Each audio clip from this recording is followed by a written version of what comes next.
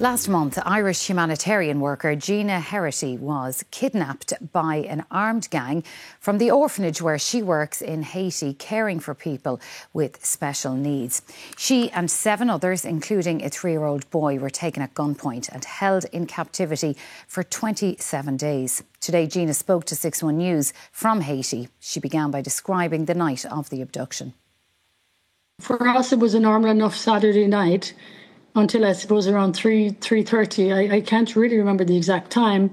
And all of a sudden we heard all this shouting and these, armed men were outside. We could see them out through the windows and they were shouting, "It's the police, it's the police." Before you know it anyway, the place is stormed. They cut through a bar and got in through the window with bars in their windows. So they cut off the bars and got into the house anyway. So they stormed the house, all these men with guns. And I mean, it was terrifying, really, now, in fairness, because there were so many of them. There seemed to be so many of them, And I presumed it was me they came looking for, As it happened, they took 7 of you and a 3-year-old boy who also lives there. I thought I was the only one they took. And they led me over the mountain. It was pouring rain, so we stayed in a house that they had taken over, and then they came in with another one of my ladies, and I thought, oh my God, they've taken 2 of us. Then we continued to walk for about 45 minutes, an hour, I would say, in our sandals and our pajamas, and got over to one of the houses where the gangs were. And when I went in there, then I saw there were 2 more people from my home. I have 3 different houses that I manage with special needs kids, so they were there before me. And then maybe a half hour later, in come 2 of the ladies that had been working during the night shift, and in comes one of the nurses, and in comes our little baby from the house, our little 3-4-year-old.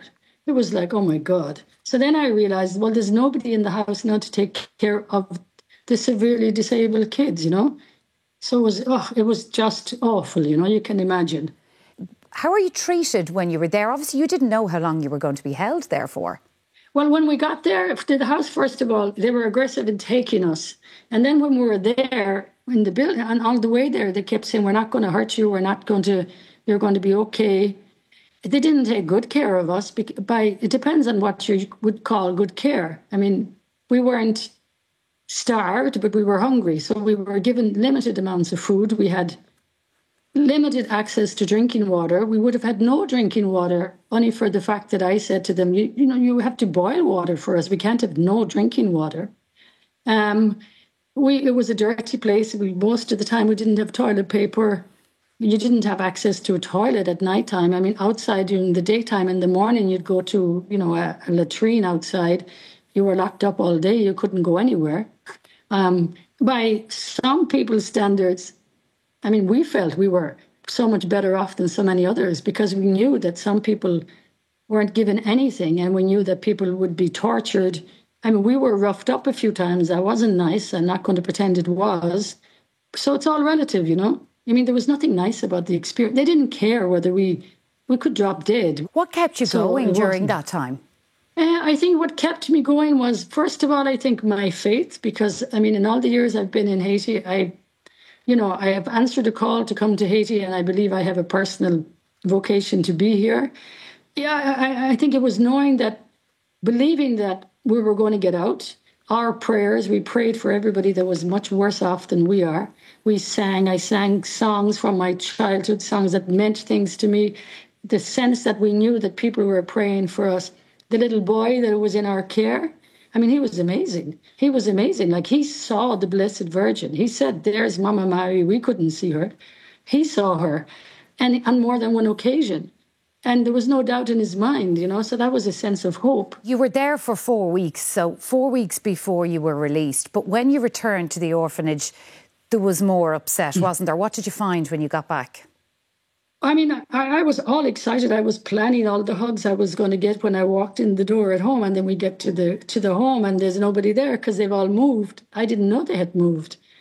And they had to move because even while we were in captivity, the gangs had come into the orphanage again, So that was a shock to the system. So then everybody had been moved down to our current location. So we have a rehab center and a special needs school. So that's where we were now living. And then so we went down. It's about an hour and a half, I suppose, down the hill in the car. And then I walk in there to my welcome, my home, my family here. Wonderful welcome. And then the first thing I hear is that one of the girls, our oldest resident, Yvonne, had died. One of the kids told me that, and that was a big, when I was in captivity, I was thinking and worrying about her because I knew she wasn't in the best of health. And I remember thinking, if I come back and one of the kids has died, I'll be like, rip-roaring furious. And I was rip-roaring furious because I'm convinced she wouldn't have died if she didn't have the trauma of that move and everything like that.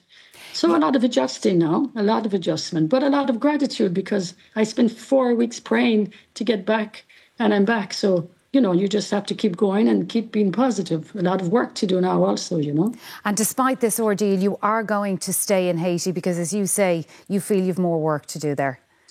Well, this is my home. These are my kids. This is my family. And what mother would leave her kids, We're just part of the story. Like, we're a big story now. And obviously I'm from Ireland, so it's a big story. But this is going on all over Haiti for the last number of years. Even this morning, right, there was somebody kidnapped very close to where we are. So many people are displaced. They have no place to go to. So now we have to work even harder to be a support to more people. That's the thing, And poor Haiti, we need lots and lots and lots of prayers, because I'm convinced that prayers make a difference. It's my personal belief.